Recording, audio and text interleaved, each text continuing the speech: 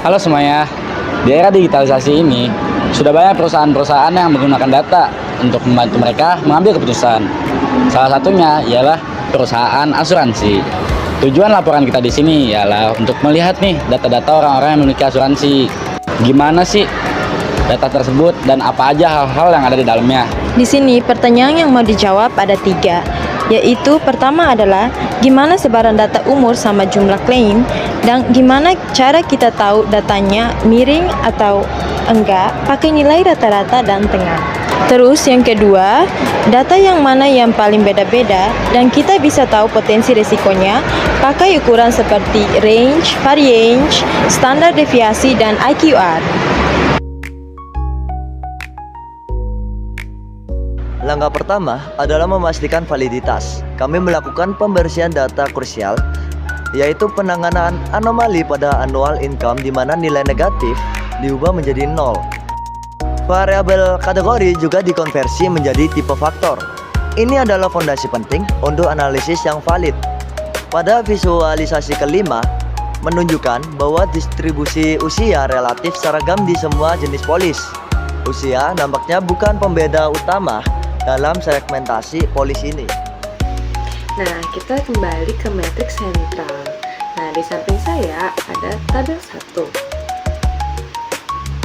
Nah, perbandingan mean dan median menunjukkan kemencengan positif yang sangat kuat. Nah, juga adanya outlier claim ekstrim yang menarik nilai mean ke kanan. Dan indikasi awalnya adanya resiko besar yang tidak didistribusikan merata. Baik, di sini aku akan menjelaskan tentang visualisasi kedua. Nah, kontras temuan klaim dengan again dalam visualisasi kedua itu distribusikan usia tanpa simetris. Mode median dan mean berada pada nilai yang berdekatan. Kesimpulannya, usia adalah variabel yang paling stabil dalam populasi, berbeda dengan sifat klaim yang volatil. Oke teman-teman, selanjutnya untuk mengukur volatilitas risiko, kita menggunakan koefisien variasi atau CV. CV adalah dispersi relatif yang memungkinkan kita untuk membandingkan sebaran data dengan unit berbeda. Nah, di sini ada 2 temuan. Temuan yang pertama itu ada annual income dan yang kedua ada claim amount yang memiliki CV tertinggi. Ini berarti claim amount memiliki ketidakpastian atau volatilitas risiko tertinggi secara relatif dan menguatkan temuan Siwana sebelumnya. Oke teman-teman, di sini aku bakal jelasin visualisasi yang keempat. Nah, di visualisasi yang keempat ini kami memakai visualisasi scatter plot. Jadi di sini kami memakai data BMI versus risk score. Selain volatilitas, kita cari hubungan risiko nih. Jadi dari hubungan risiko tersebut menunjukkan korelasi positif yang jelas antara BMI dan risk score. Ini menegaskan BMI sebagai faktor penting dalam penilaian risiko kesehatan yang perlu dipertimbangkan dalam pricing. Baik teman-teman, di sini kita bakal masuk ke bagian paling inti dari presentasi ini, yaitu visualisasi 3. Nah, di bagian visualisasi 3 ini, kita bakal lihat gimana status perokok bisa berpengaruh besar terhadap jumlah klaim seseorang. Oke, sekarang mari kita bahas tentang 2 temuan utama yang muncul dari data ini.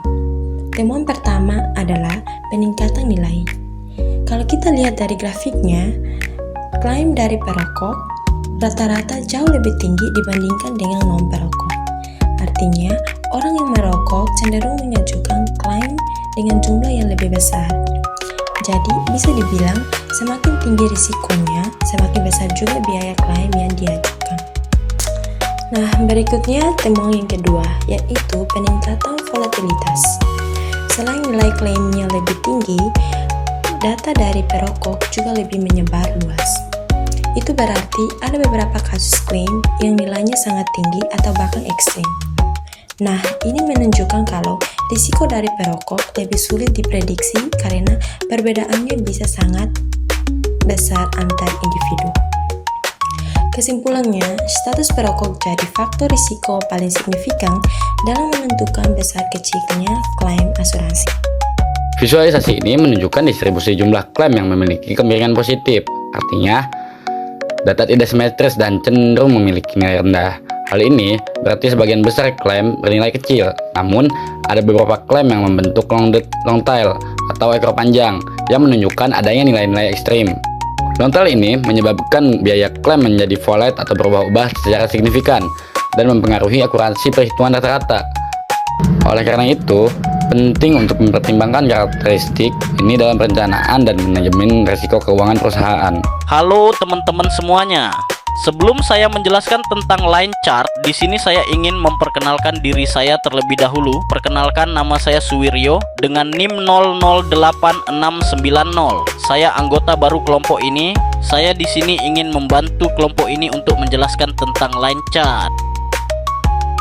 Bisa kalian lihat line chart yang ada di gambar. Grafis tersebut memiliki dua perbandingan premium dan standar. Bisa kalian lihat. Sumbu X berisi kelompok usia.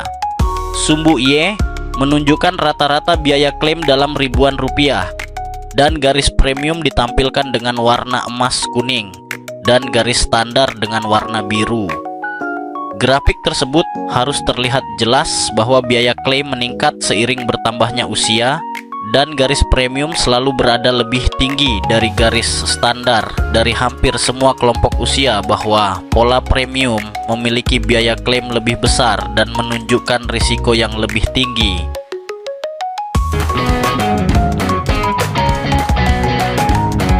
Oke, dari hasil analisis data pemegang polis asuransi dapat disimpulkan bahwa sebagian besar memiliki klaim bernilai kecil. Namun ada beberapa klaim besar yang membuat rata-rata itu menjadi naik. Usia pemegang polis terdistribusi merata dan paling stabil dibandingkan variabel lain. Nah, kalau pendapatan tahunan dan jumlah klaim itu memiliki nilai yang besar sehingga resikonya itu tinggi. Selain itu, orang dengan BMI tinggi dan perokok akan memiliki nilai klaim yang cenderung lebih besar. Artinya, faktor kesehatan dan gaya hidup sangat berpengaruh terhadap besarnya klaim dan tingkat resiko asuransi. Semoga wawasan ini bisa menambah wawasan yang berharga untuk teman-teman, serta menambahkan pemahaman tentang kompleksitas data yang ada.